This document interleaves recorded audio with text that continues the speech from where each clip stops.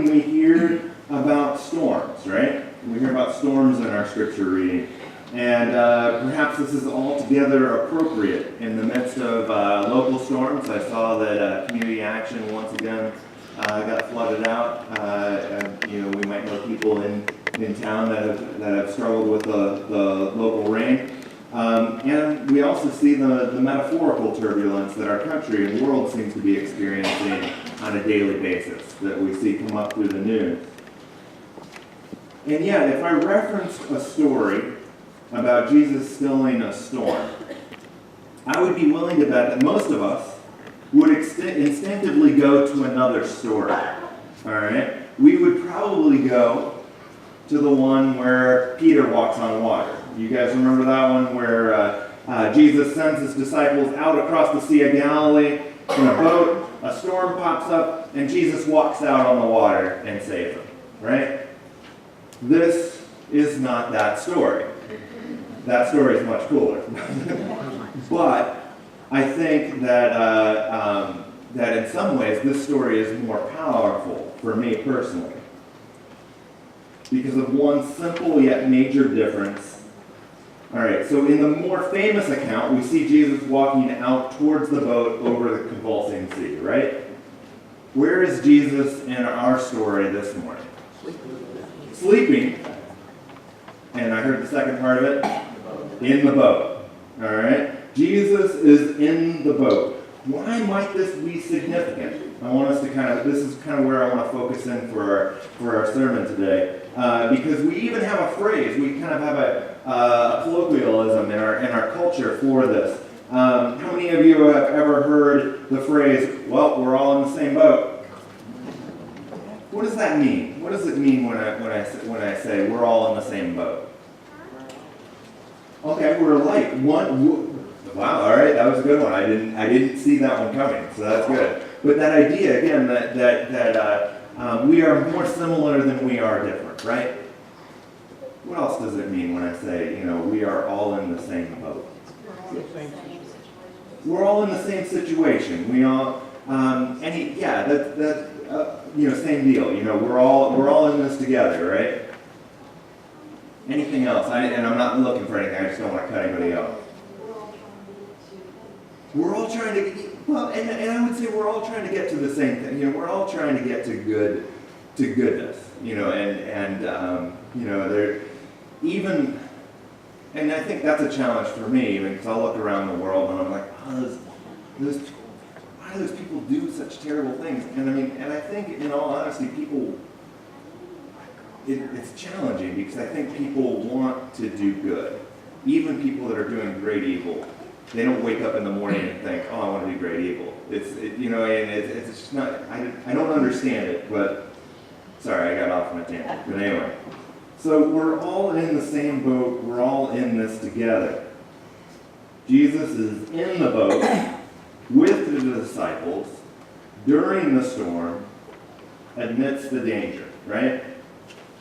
And make no mistake, the disciples and Jesus are in real danger. I think sometimes it gets easy for us to think about, they're with Jesus. Why would they be worried?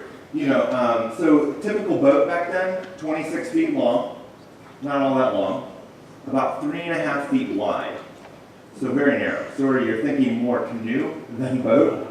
And you've got a draft of about 14 inches, a sidewall on your boat. And you kick up some wind and waves, and then you throw 13 dudes in that boat, you got a pretty scary situation. And we also remember that at least a third of Jesus' disciples are fishermen, right? And they've grown up on the lake. They've grown up in these storms. And if they say, we are about to die, they're probably about to die. So we're in a serious situation. And in the end, we hear that Jesus stills the storm and rescues his frightened and endangered followers. But I'm not convinced that that's the important part. Because how many of us know that there are going to be other storms after this one? Both for the disciples and in each of our daily lives. Anybody have a scorecard on how many of the disciples make it through their ministry unscathed? Think one. I think traditionally John makes it. but unscathed might be a strong term because he ends up in exile and there's a whole bunch of tradition about him being boiled or something like that. So not a great track record for the disciples. Because people will say that, if you just believe in Jesus, everything will be okay, right? How many of us have heard that? Absolutely not true, right? Anybody know what the fatality rate is for everybody in this room? 100%. So, and how many of us have faced the same situation? We make it through one trial, one problem at school. We make it through one difficult employee at work. We make it through a painful part of our relationship, only to be faced by another challenge immediately. Jesus stills one storm. Okay, maybe he stills two storms if you count the story about Peter as well. But Jesus never claims or offers to still all the storms in our lives. And yet that's desperately what I want. Often I read the news and I ask the question, why would my good and loving God allow insert tragedy to happen? How many else has been in that situation where you wonder that? I want God to fix the world's brokenness. And I long for God to fix my own brokenness. However, in the life and ministry of Jesus, we encounter a God who is different than us. We encounter a God who declines to fix us, declines to fix every wrong. Instead, God elects to join us. To join us in the cancer ward of a hospital, to join us in the prisons, detention centers, to join us in the disappointments of failed and flawed relationships. Instead of a God taking us out of the world, we see our God coming into our world, our messy, our sorrowful, our difficult world. So for me this morning, and where I see the gospel, where I see the good news in our story, it isn't in the stilling of the storm, but it's where Jesus is. Jesus is with us. God with us now and forever, Emmanuel. We hear today that God has chosen to be in the same boat with us. In the same messy, destructive, imperfect boat. With me, with you. And this isn't the rescue and deliverance that I long for from the problems and afflictions in my life. And yet maybe this abiding presence is more crucial than a one-time miracle. And what I talked about with the kids back in the AV closet, the only thing worse than suffering, I believe, is suffering alone. If you got somebody good by your side, you have a good friend, you have a good spouse, a good partner, kids that are caring for you as you get older, a parent that is caring for you when you're sick, it's somehow not as bad. Having no one in your corner, having no one to support you, having no one that is in the same boat as you is really hard. It's really rough. In Jesus Christ, God declares that there is nothing we can do, nowhere we can go to be abandoned or cut off from God's love or grace. Will we still suffer? Everybody together? Yes. Will we still die? Absolutely.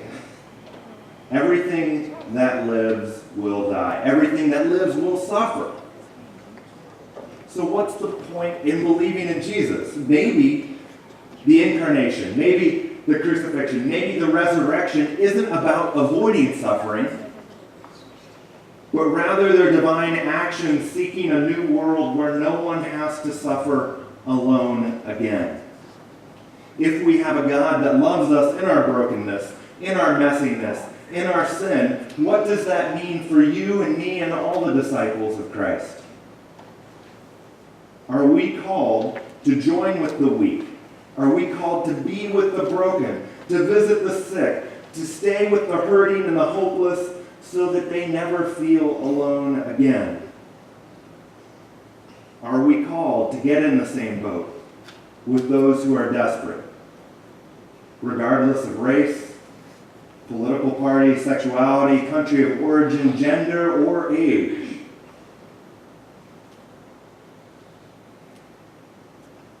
I think this is why it is so important for us to both do work here in the church, but it's also crucial for our church to be sent outside of our walls, beyond our existing relationships. This is why when we seek to feed the hungry and the homeless, we don't expect them to come to us. That's powerful, because I know too many churches that will say, well, we'll start a feeding ministry. Those homeless people just need to come to us and get fed. I think it's really cool that our service team is going down to Salvation Army, where they already have an established program, they already have people showing up, and they're feeding people. God with us. You are not suffering alone. This is why our leadership program, we have for 7th and 8th graders, we didn't base it out of this church, even though most of the money and most of our volunteers are out of here. We base it out of the East End United Community Center. We do that because the kids who don't have a car or don't have a way to get there usually live close enough to walk. God is with us. We are with the suffering, with the pain, with the lonely.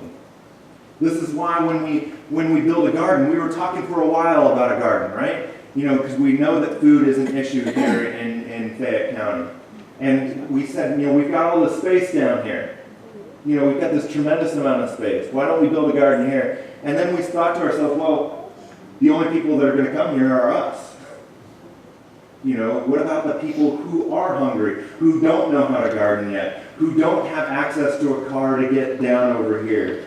So we planted a garden, not in our backyard, but in a neighborhood where our church used to be, and where too many don't have access to supermarkets, fresh vegetables, and fruits. People of St. Peter's, can we fix every problem and still every storm? No. But can we stand with those who are suffering and promise that they will never have to suffer alone? Absolutely. Amen.